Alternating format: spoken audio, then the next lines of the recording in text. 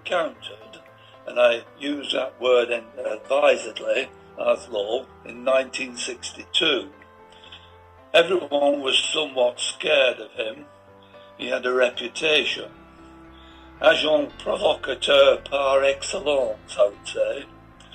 I was a very nervous PhD student at the time, scheduled to present my first public paper at a half-day meeting organised by my supervisor. It was at the Chester Beatty in London. That morning I'd gone there to the library, but I was unaware that Laszlo and his colleagues from Manchester were visiting our laboratory at the Marsden. I'd no sooner put the full stop on my talk when Laszlo was on his feet, asking me a very lengthy question. Or was it an argumentative critique? I'm not quite sure. All I could answer was, I'm sorry, Dr. Lajtha, I'm not quite sure what you were asking. Fortunately, my supervisor stepped in and rescued me, paraphrasing his comments into a simple one-line question. Laszlo must not have held it too much against me, I guess, because 4 years later he offered me a position in his group. This was his modus operandi. Any one of us, not just the members of his own immediate group, explaining any results to him, he would immediately step in and put counter-arguments telling us we were wrong, no matter what we said. One needed to be absolutely confident of oneself. And he was not averse to betting that he was right or that you were wrong. I shared an office with Ray Schofield. Yes, he's still around at age 95, whom I had known as a lacrosse player before joining the Patterson without knowing his scientific connections. Taped to the wall above his desk was a sixpenny piece. You remember them, a tanner? He proudly displayed it there to demonstrate an argument that he had won against Laszlo. But note, this method was kept within the lab. He was totally loyal. I witnessed him at international meetings. Yes, he would quickly on his feet, attacking a speaker with, Dr. So-and-so says that, blah, blah, blah, blah, told me that, presenting his colleague's argument completely. He was accessible. Yes, he was away a lot. International meetings, directorial meetings, etc. But he was very accessible. His office was fronted with a large glass window. And if wanted him a quick glance to see if he was there, and then knock, if you hadn't already been spotted and waved in. No matter how busy, he will give you his full attention immediately.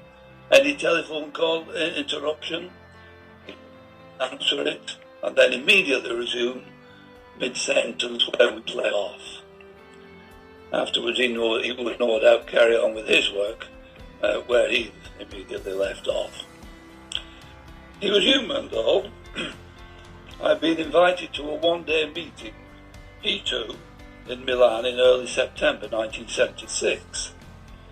The International Society of Experimental for Hematology Jamboree meeting was being held in Yugoslavia, as it was then, later that month.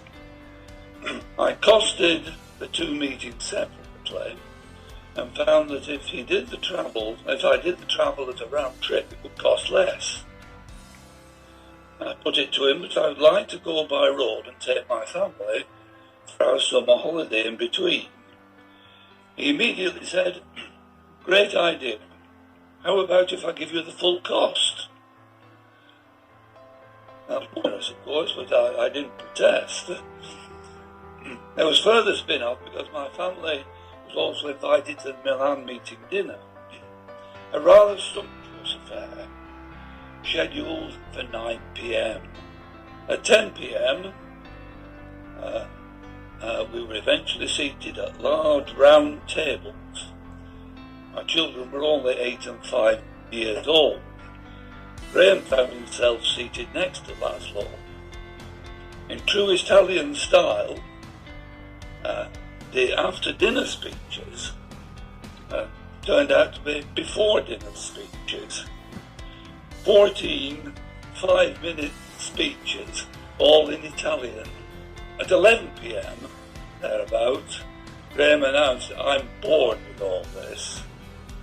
And Laszlo turned to him and said, "So am I, Graham." He'd been chatting to Graham, and they struck up quite a rapport with each other, and subsequently made an interest in his development. And that included giving him a copy of Winnie the Pooh in Latin. I recall another meeting we both attended, and his concentration on characteristic his trade. He filled time not with squiggles or cartoons, but by composing 4-line ditties about several of his well-known hymnological colleagues and acquaintances, again in Latin, of course. With his intention to leave his successor to further develop the pattern without interference, he retired to Bloxham near Oxford to pursue his varied other interests. Ray Schofield and I enjoyed occasional convivial visits for lunch with him and Gillian at their new home on our periodic trips to Harwell.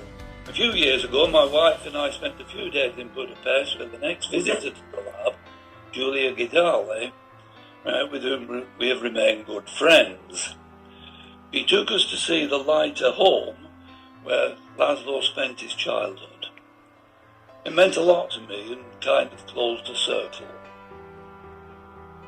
He was known to have stated that as a director, he was there to be hated. He was nevertheless a man of culture, and over 2 decades of the 1960s and 70s, he developed the Patterson Laboratories into the well-renowned Patterson Institute for Cancer Research.